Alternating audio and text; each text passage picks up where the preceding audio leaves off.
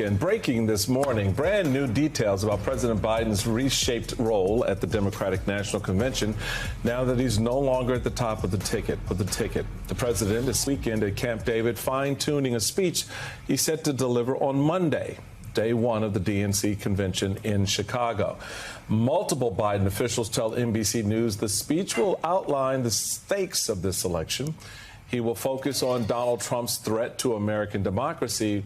At the same time, he will build the case for his vice president, Kamala Harris. An official tells NBC Biden is, quote, pleased at the momentum behind the Harris-Walz campaign. Joining us now, Allison Gill, host of the Daily Beans podcast, and Lateefah Simon, Democrat running for California's 12th congressional district. Go ahead now. She's worked for Vice President Harris when she was San Francisco district attorney. Welcome to you both. What do you think it is, Allison, the voters need to hear from President Biden?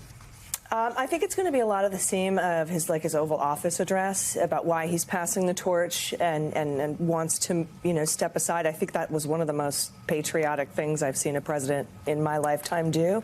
And also that, to show that he's going to pass that torch, but she's going to continue the last 3.5 years of work that the Biden administration has been so successful at. Right, because it's a both end. She's a continuation of the legacy, I would argue, of both President Obama and President Biden. And at the same time, she is her own person.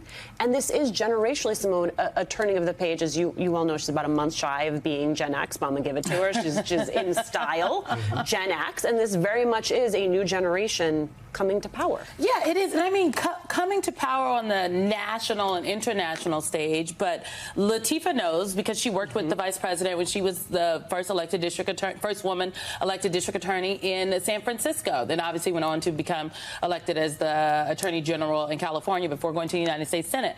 And Lateefah, I've just been really struck by all of these stories and the people that are like, Kamala Harris is going to have to, she's not saying it, but the people in these stories are saying it, that she's going to run away from the Biden agenda, as though she's not the sitting vice president of the United States of America, as though she doesn't understand the stakes of this election. As though she hasn't worked intimately with Joe Biden for what is... Joe Biden will be recorded as one of the great presidents when the history of our country is written. He will be recorded as one of America's greatest presidents. And I don't understand, Lateefah. Break it down for me. What is happening in the world? I watched. Good morning, Simone. By the way, watching some of the coverage as folks are laying out who they think Kamala Harris is. You too have worked for her. She's clear. She's loyal to the American people. And you know what? As someone who was raised by a working single mother, there is not a dot that she is not going to dot and a T that is not going to be crossed as it's related to the working class of the United States of America. I'm clear as a mother myself, as a single mother, that my children under a Kamala Harris administration will get their rights to choose. I have 2 daughters. I am also clear, Simone, that my youngest daughter, who her father died of cancer when she was 3 years old, in a Kamala Harris administration, we will not see the tanking of the social safety net of Social Security. Children of dead parents, the elderly and the disabled will have a social safety net in a Harris administration. I'm clear, and I hope the American public can come along with us and get clear as well.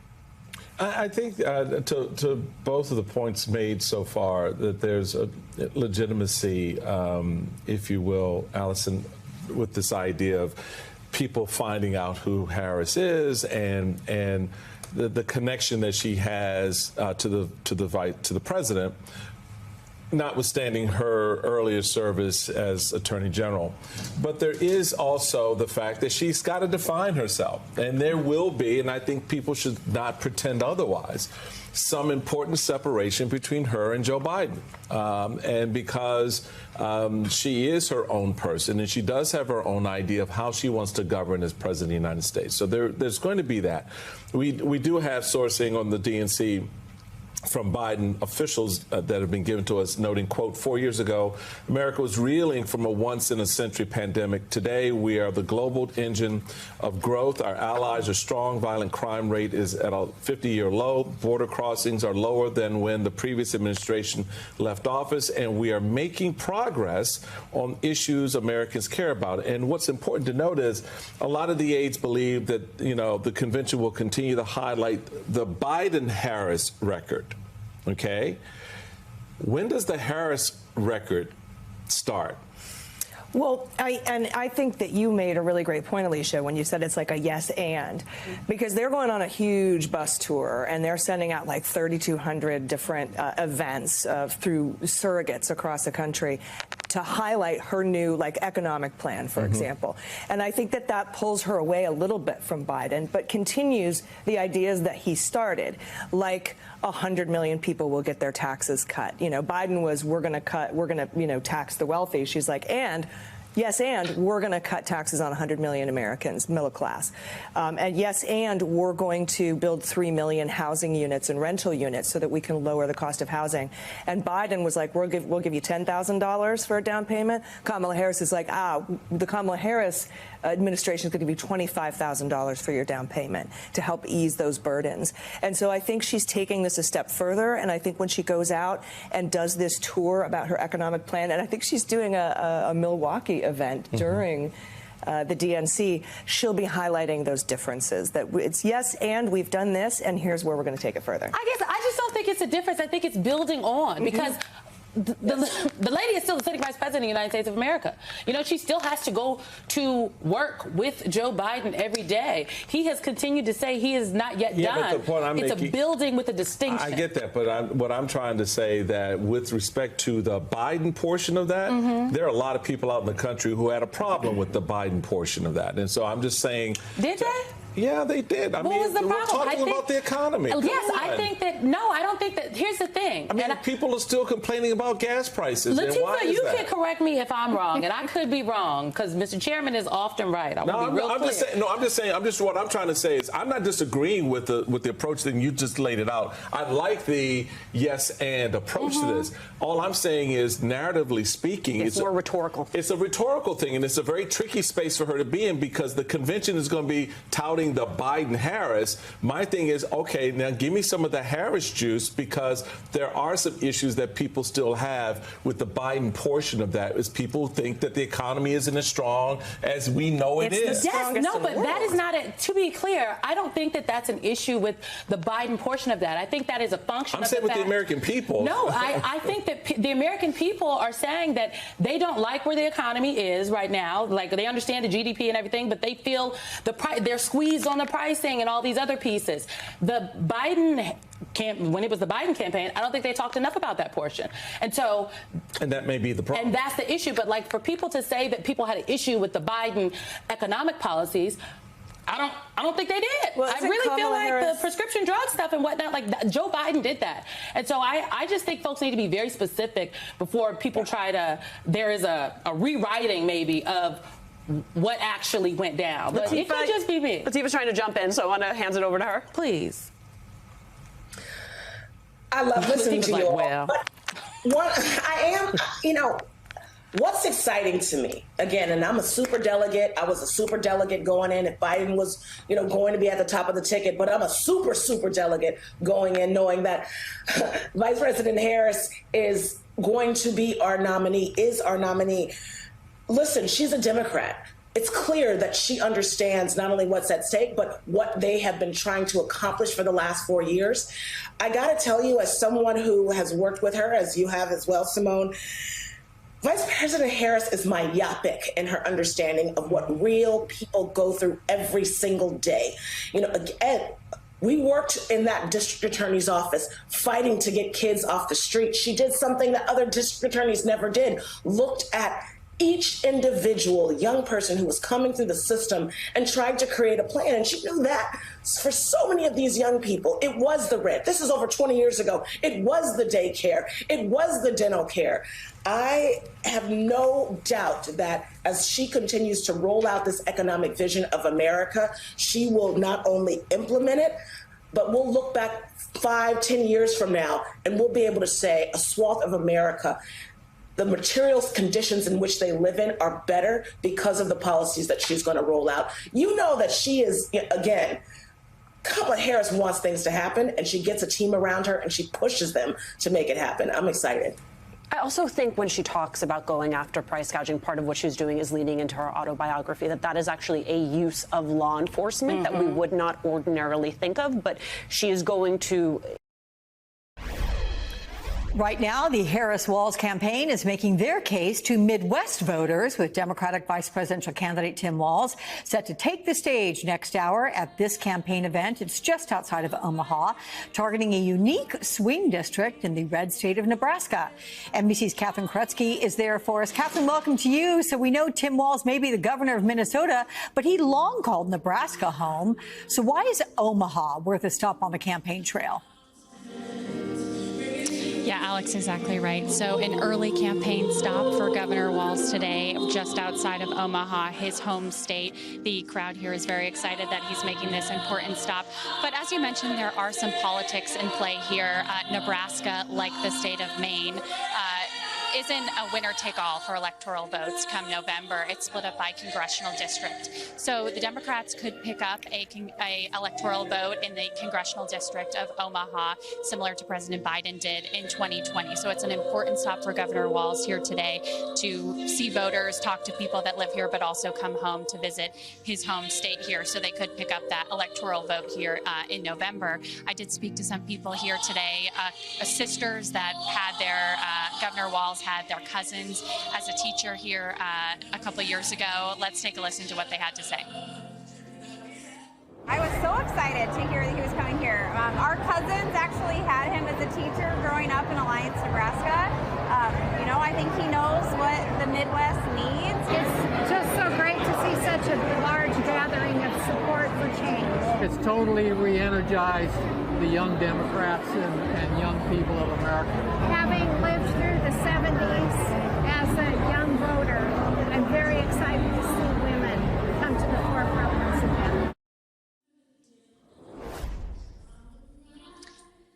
So as you heard there, they are energized. They're excited to see Governor Walz here. When I arrived around 11 a.m., there was a line wrapped around the parking lot. So as you can hear, the crowd's getting louder. We're just about an hour away from the governor's remarks here with his wife, Gwen, as well, before he heads to Pennsylvania tomorrow for a bus tour with Vice President Harris and second gentleman Doug Emhoff. And then, of course, the DNC starts on Monday. So a busy couple of days ahead for the Okay, and can I just say, Miss Nebraska there, she is bringing it, singing Andra Day's Rise Up. Good for her. Well done. That certainly is energizing the. Did you know Democrats have not won North Carolina in a presidential election in 16 years? But it is very clear that the Harris-Walz campaign is hoping to change that. The vice president's visit yesterday, where she released her economic plan, a part of her economic plan, was her eighth of the year. And Democrats in the state have expressed hope that this time could be different. A hope outgoing Governor Roy Cooper shared on this network earlier in the week. I had that 2008 feeling like I had when Barack Obama won North Carolina. There's enough force here to win up and down the ticket and turn this purple state blue. Joining us now is North Carolina Attorney General Josh Stein. He is the Democratic candidate for governor in North Carolina. And I should note, we're given the numbers. While Democrats haven't won North Carolina at a presidential level in 16 years, in 2016, Democrats won the governor's seat in North Carolina. So there's something there going on. Attorney General, do you have that 2008 feeling? I'm very excited about what's going on. And I've traveled the state, obviously, from the mountains to the beach regularly. And there is a change in the energy, the excitement, and the enthusiasm. You can absolutely feel it. And I think that's what Governor Cooper was talking about.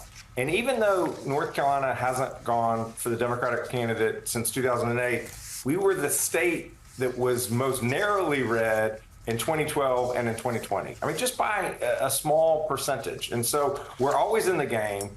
And with the excitement that we're feeling here, the fact that the choice is so clear, the stakes are so high, both in my race for governor and at the national level. I mean, really, there are two competing visions. Ours is positive, forward-looking. It's about fighting for people.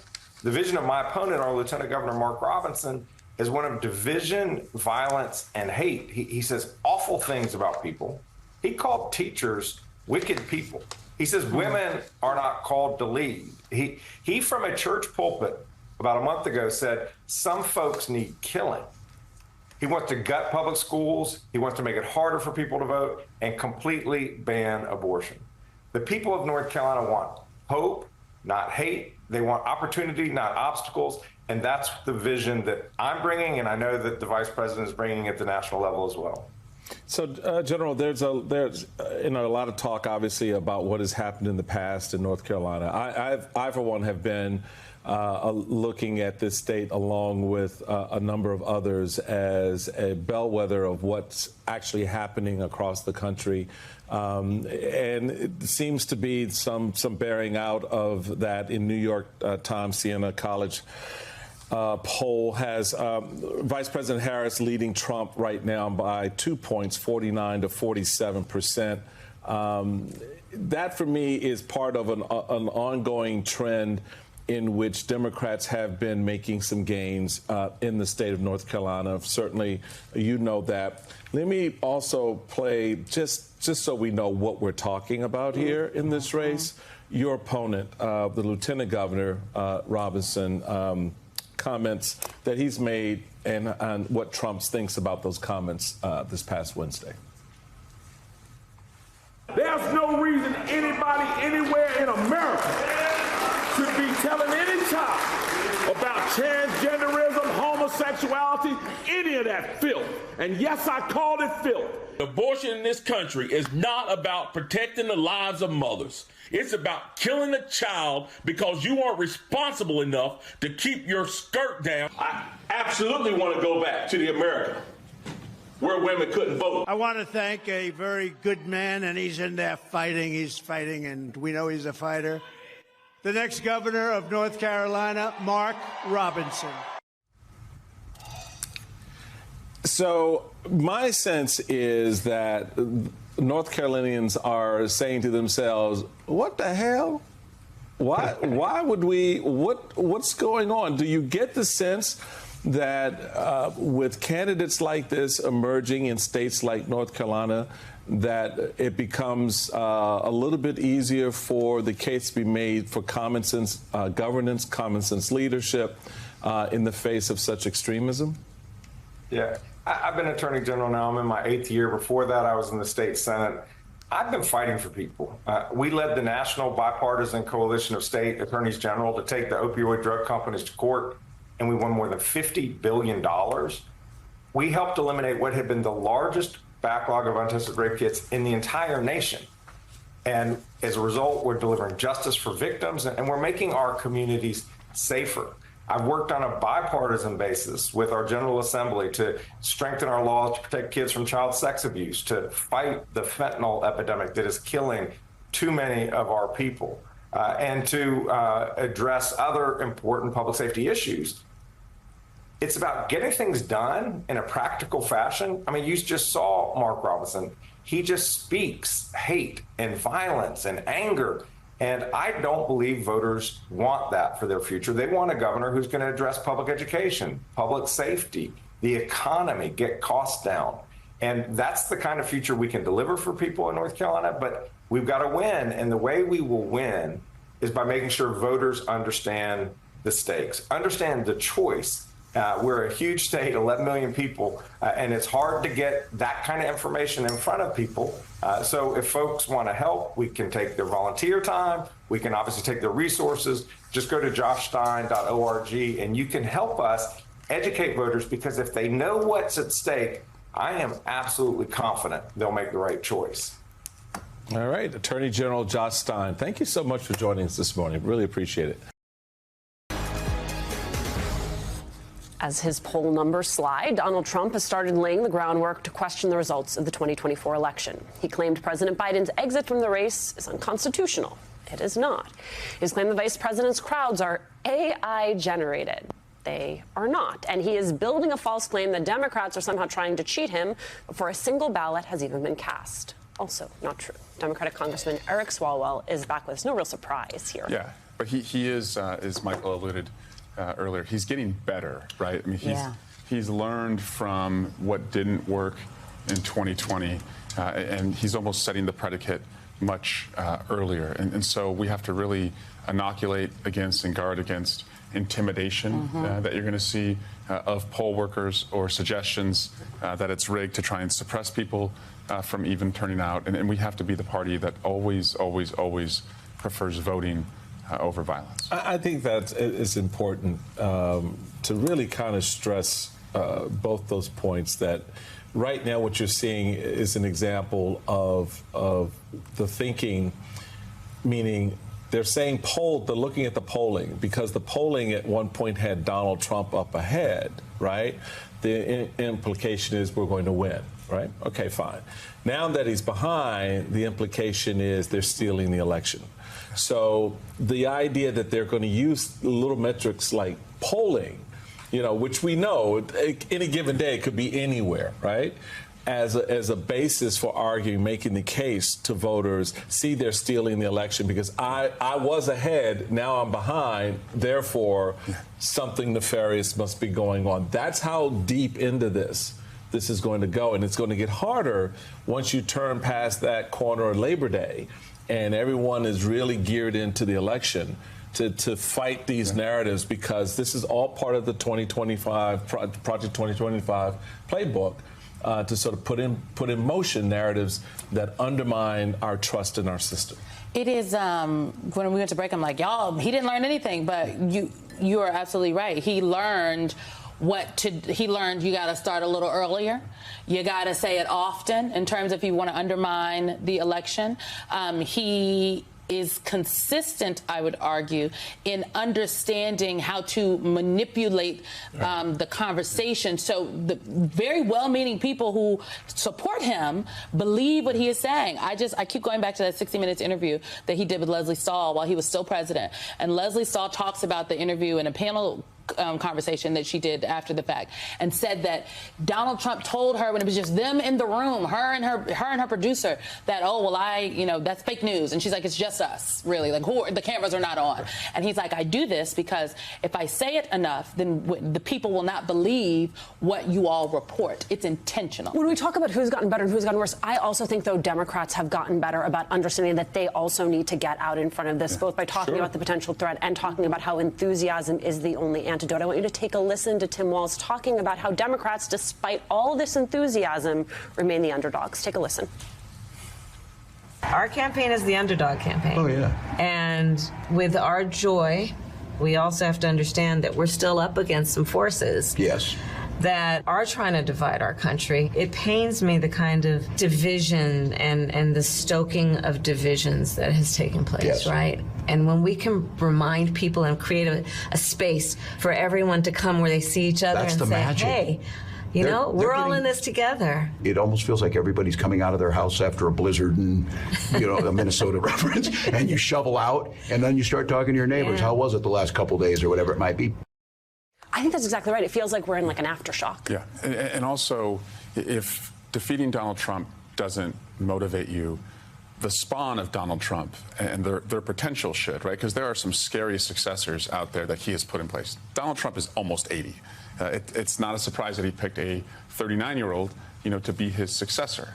But some of the other scary successors are people like Mark Robinson, who's running to be governor of North Carolina, who has said that the Holocaust is hogwash, who said that women should not have the right to vote, and it's time to start shooting some people. So we have the opportunity, and part of that joy for the country, for our kids, is that not only can we beat Trump, we can bury Trumpism this November, but there's still a lot of work to do. Right. It feels like we have been living in this particular era of American politics for a very long time now, right? Where we have seen the dark side of American politics come into power. We have seen it ushered out of power, and now we see it vying for complete and total power. And I think that's part of, in your new ad blitz, where you are working to try and engage some voters who have not traditionally been engaged, part of the messaging. So let's look at one of those ads, and let's talk about what you're trying to do.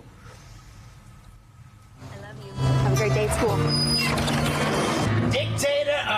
would. There will have to be some form of punishment for women. Roe versus Wade was terminated. Fire, fury, bloodbath. Now get in. You know what, honey? I'm going to drive you today. Besides, can convicted felons even drive school buses?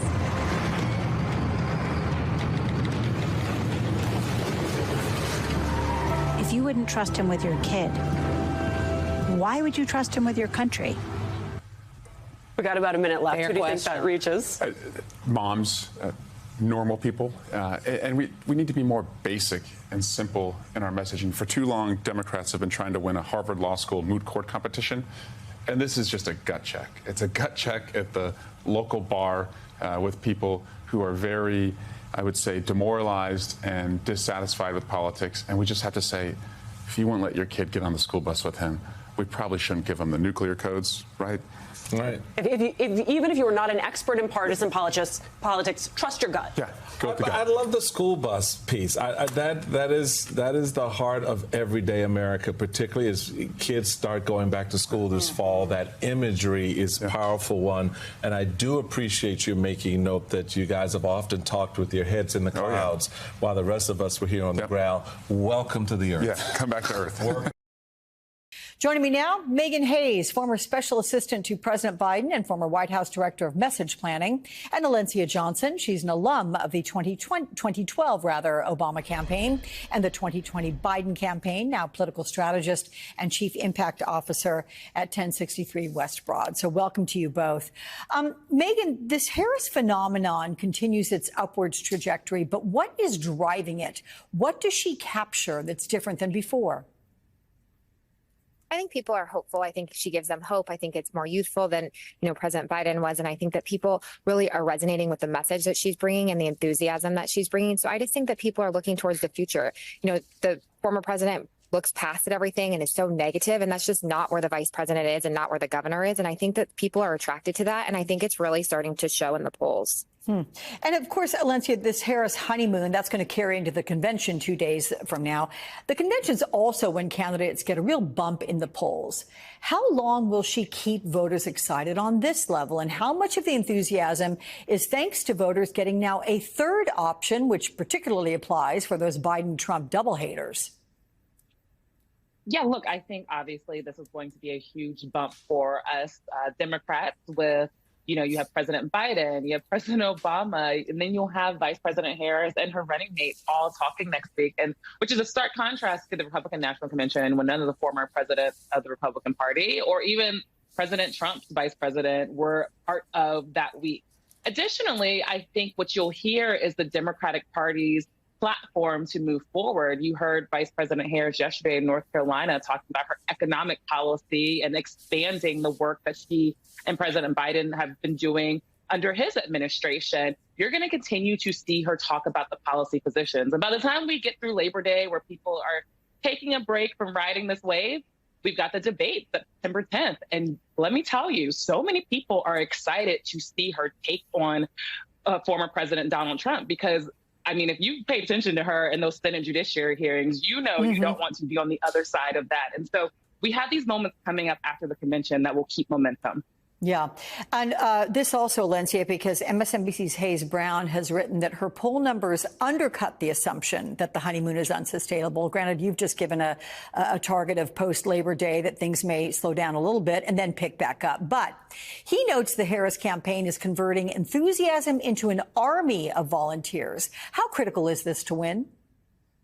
That's so critical to win, especially on critical issues. Look, I was just looking at some of the polling around the ballot measures around abortion access, which will definitely continue to help galvanize those volunteers. You all have been reporting extensively on the hundreds of thousands of people who joined self-organized calls the week that she was announced as nominee. And those groups have been signing up volunteers, and people are ready to go. There are organizations that have already developed bus tours to talk about critical issues from care to gun violence prevention, and the list goes on and on. And so I think the volunteers are ready to get out there and work. Look, I'm getting calls from people who did not want to engage in political campaigns since I first worked on President Obama's campaign, and even before that, 2008. And so those people are ready to knock doors, make phone calls, do everything that it is. And I'm excited for this. Hundreds of thousands of volunteers throughout all of the swing states. Yeah.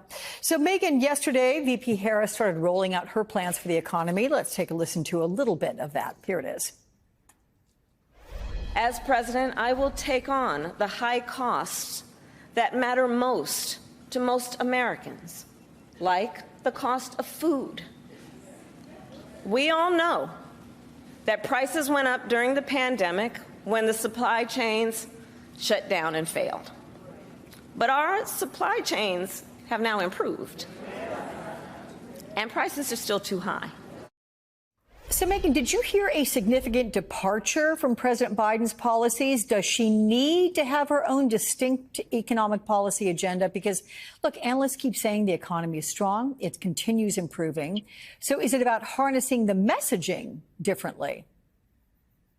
Yeah, so I think that, first of all, the President Biden's policies and his message is also her message. She also has been part of this administration and been really integral in making some of these policies be a success. I think she's taking it one step further. I think she's also recognizing, look, we understand the prices are too high. We understand that the cost of housing is too high. I want to make this better. I'm going to work to make this better if I'm elected in November.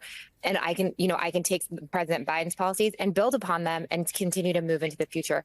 I don't think she's going to stray from, these are democratic principles. She's not going to stray too far from these democratic principles of building out the middle class. That's extremely important to the democratic values of, doing things for working families and working people. So, I think that she will continue to expand. And I think she's listening to people and understand and is trying to say, I hear you.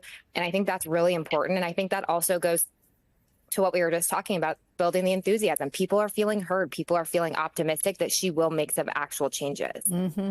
So, Lencia, Nikki Haley says that Trump needs to quit whining and says his campaign, it needs to make a serious play for suburban women, college-educated voters, independents, moderate Republicans, and conservative Democrats. Here's Trump's reaction. Let's watch. I fought Nikki very hard. I beat her in her own state by legendary numbers. And I get along with her fine. I appreciate that she endorsed me and all of that. I appreciate her advice. I have to do it my way. I ran against her. So what do you take away from that? Is Trump leaving these voters up for grabs? And is the vice president gaining with these voting blocs yet? It's so interesting to see Republicans act like Donald Trump is going to listen to them when he has never listened to them since 2015, right? And so he is, to your question, leaving a lot of moderate independents, swing voters who haven't decided yet who they're going to vote for, and particularly women. I mean, it is so interesting that this Republican Party has not looked at what has happened since Donald Trump got into office and then subsequently lost against President Biden, that these voters are tired of his antics. They're tired of him demonizing and attacking women. They're tired of him using these baseless attacks, these racist attacks that are really don't speak to the Republican Party platform and their policies. They're shenanigans. I mean, you're showing on the screen that at a press conference, he's got grocery store items there. And the contrast is Vice President Harris is talking about economic policy, and he has no economic policy beyond making sure that his billionaire friends get tax cuts, and then the middle class and low income Americans are bearing the brunt of that. And so they can try all they want to go on Fox News and ask him to listen, but he's not going to, and he is running his campaign into the ground. Interesting, Megan, that Nikki Haley voters were willing to vote for a woman president. Do you think they can swing over to Harris-Walz? I mean, how far would the campaign need to deviate from what it's doing now to get Haley supporters? I actually don't think that they need to do anything different than they're doing now. I think that these women are up for grabs. I think that the polling has shown that a lot of these independent voters that are in these swing states that are going to determine the election are these Nikki Haley voters. And I do think that they'll vote for a woman. And I think that they are looking for something more optimistic than what they see in Donald Trump, because they didn't want to vote for him the first time. So I think that the Trump campaign is leaving a lot of votes out there for grabs. And I think the vice president and Governor Walz are out there on the trail talking to these people. I mean, Trump is out there giving press conferences in front of his members only club that these everyday people can't even afford to golf at, let alone belong to. So I just think that, they are not doing things to get these independent people who will actually, in fact, decide the election. Okay, Megan Hayes and Olyncia Johnson. Always good to see you both. Thank you, ladies. And joining me now for more is Ohio Congresswoman Joyce Beatty, a member of the House Financial Services Committee. Congresswoman, it's good to see you this morning as well. We know you're going to be attending the convention in Chicago and you're hosting the Ohio delegation. What are you most looking forward to in the week ahead? Well, Katie, first of all, thank you for having me. I am so excited about going to Chicago. I leave shortly for it. I'm excited because I agree with Jamie Harrison. It's going to be like a family reunion. We have a lot to celebrate. We're going to have a lot of diversity, talking to everyday American people. We will fill up the United Center, and we will celebrate all of the victories that Vice President Kamala Harris has been a part of. We'll be talking directly to women. We will be talking to those who are in our fight for justice and for continuing to have health care and education and jobs. We've done so much, but it will be full of D for Democrat, but also for delivery, because Kamala Harris certainly has delivered. Your state is home to Donald Trump's running mate, Senator J.D. Vance. I really wanted to get your thoughts on how Vance being named as the VP pick for Donald Trump has impacted the race. And could your state actually be in play this November? Well, I'm not ruling out Ohio. When we look at where our Senator Sherrod Brown is, he's gained momentum in the last couple of weeks with our change and being reinvigorated. We have 3 frontline members in the House. They're all holding their own. We're excited. When you think about the change that we have now, we have young people, we have more senior people, we even have Republicans who are on the record saying that they're going to support the Harris-Walz ticket. And let me just tell you, J.D. Vance is not good for Ohio. He's not good for America. He doesn't fight for the everyday people. He's actually more than weird. He's a joke. When you think about how he has gotten everything from his jobs to even getting this position, he was walked in the door by a mega Republican tech billionaire. So things have been handed for him. Unlike Kamala Harris, who's had to fight for things all her life. She went to an HBC university. She became, just think about it, a prosecutor, attorney general in the largest state in our nation. She's a fighter and she fights for people. J.D. Vance has had things handed to him. Probably if there's a good thing that Trump did, it was to pick a loser like J.D. Vance to be his running partner. So you wrote an amazing piece for Ebony on democracy, where you said, quote, "We are not simply voting for our next president this year. Voting rights, women's rights, educational rights, and more key freedoms are all on the ballot this season." I mean, your article does focus on Black Americans, but really, I felt like you're also speaking to a more important universal message for all voters that go into that ballot, to the ballot box in November. Absolutely. While it focused on Black Americans, the story is true for all Americans. When they go in there, democracy is on the line. And let me just tell you something else that I did around the same time. As I was talking to a national reporter, I reminded them that there was going to be a Sunday call. And I said there would be 18,000. When questioned, I said, well, maybe 20 or 30,000 Black women on that call. But let me tell you what that jump started. White women, brown women, white dudes for Kamala Harris, even Republicans for Kamala Harris. So the message is the same. We are all fighting for our democracy. And especially when you talk about women across the board, We're fighting for control of our own bodies, for reproductive rights. We're fighting for educational rights for all of our children. I stand with the people because we put people over politics. And that's a strong message that you're going to continue to hear from Democrats, and especially for our Vice President Kamala Harris, soon to be our presidential nominee. You know, one of the biggest valid criticisms of Donald Trump has always been a lack of policy, real policy, substance from him. We saw actually on Friday, though, from Vice President Kamala Harris, an economic plan that includes stopping corporate price gouging, tackling the cost of housing and medicine, and bringing back and expanding the child tax credit. I mean, you've been around to be able to see what real policies can accomplish. Your thoughts on this economic plan?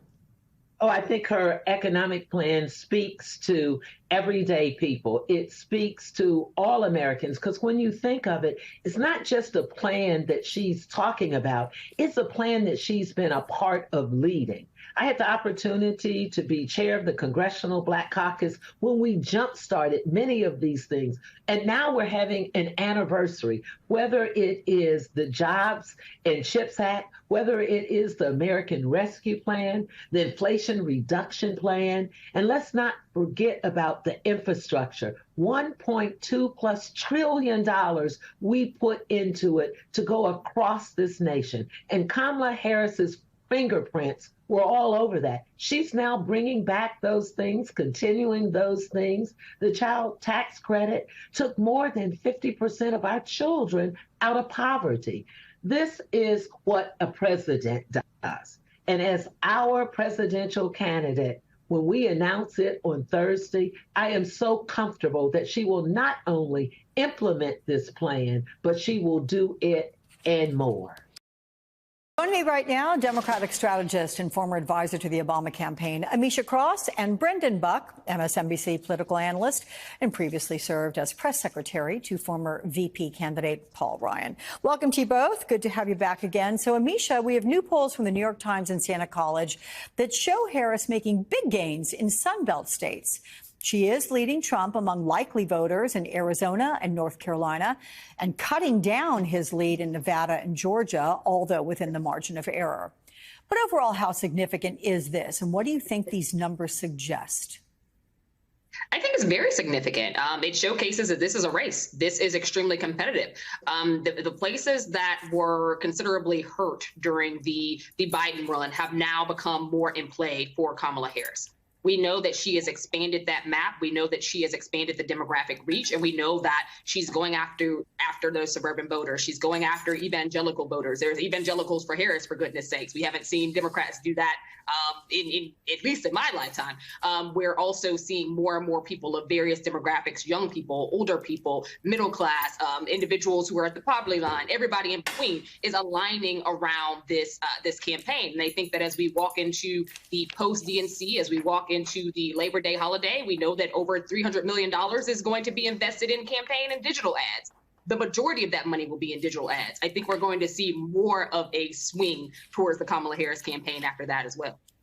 How about you, Brendan? Give me your interpretation. Is this a bad sign for Donald Trump? Well, let me say the swing that we have seen in the last several weeks is nothing short of historic. It's remarkable how much the Democrats' position has improved. At the same time, it's still a very close race here. And, you know, this is following 3-4 weeks now of some of the best press coverage any candidate could ever ask for. And Harris has not exactly shot ahead of Trump. I mean, she is probably the favorite by a little bit. That's why I think this week is really important.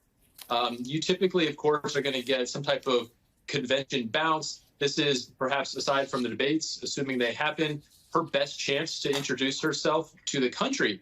And what I'm curious about is, where is that ceiling for Kamala Harris? Are we already starting to hit it, or does she have more room to go? Because, again, this has been a fantastic stretch for her, and yet Donald Trump is still right there. He could very easily still win this race. So we got to see whether there are still enough people there that could push her ahead. But obviously, those polls show that she has a lot more paths to victory than Joe Biden could have ever imagined. So, look, I appreciate the question that you've just raised, Brendan, and I'm going to ask it of you, Amisha, in a different way. As we look ahead to the DNC, look, candidates can usually expect a bump in the polls after the convention, right? And the vice president has already seen a remarkable boost after replacing Biden on the ticket. But how far ahead could she be by the end of this month?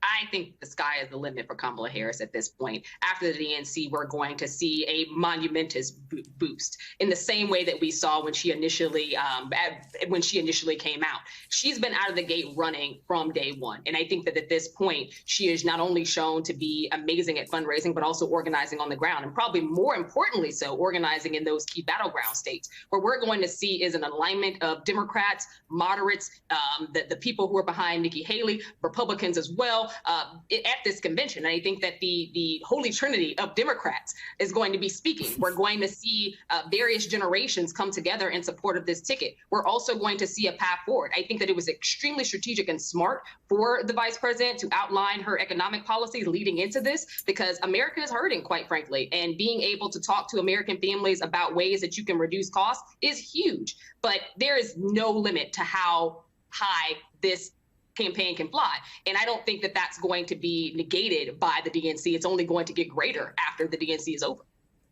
I'm curious to your reaction, because you're smiling. I'm going to actually call it a smirk, my friend, Brendan. So give me a sense of your interpretation. Look, is it a legitimate question to say, given how high she is, and there's no denying that the enthusiasm, she has captured it in a remarkable way these last few weeks, but is she so high that maybe the bump will be smaller after a convention?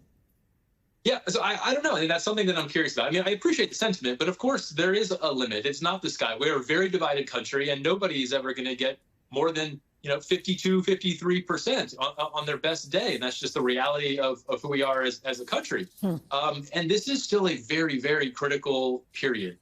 As bad as Donald Trump has been in messaging and figuring out how to hit her, they are also going to be devoting a lot of resources on the air, on TV, defining her as a liberal in a way that is perhaps out of step with a lot of the country. Some of these ads that he's throwing them up on Twitter. They're all over the place, pulling up old things that she said. People don't have very strong opinions of Kamala Harris. They probably have better opinions than they did before, but they're probably still quite malleable. And if you can convince enough people that she is far too left center for the country, there's going to be a real limit, because a lot of people aren't comfortable with that. And that's why this week is so important for her to tell people she's not a radical. Yeah.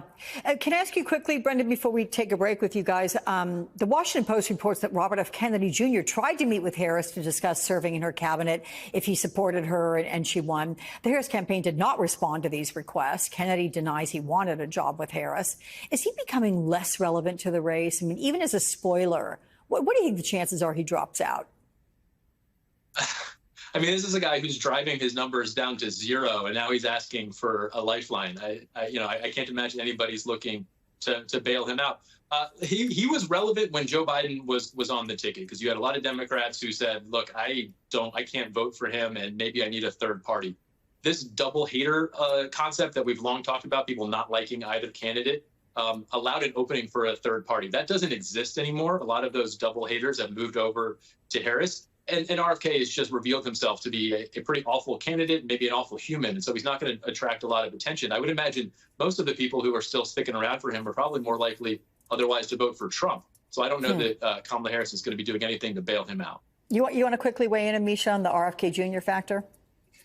No, I agree with that. At the end of the day, when there were two seniors on the ticket for both of their parties, it made more sense. RFK is null and void. I don't know how you run after killing a bear cub and placing him in a park. I don't know how you run after the brain worms. I don't know how you continue to have that conversation when time and time again he's proven himself to not understand policy, to be an anti-vaxxer, to be someone who's more akin to the far right, in addition to, I think, some of those online portals of doom, than someone who can actually be taken seriously in policy and administration.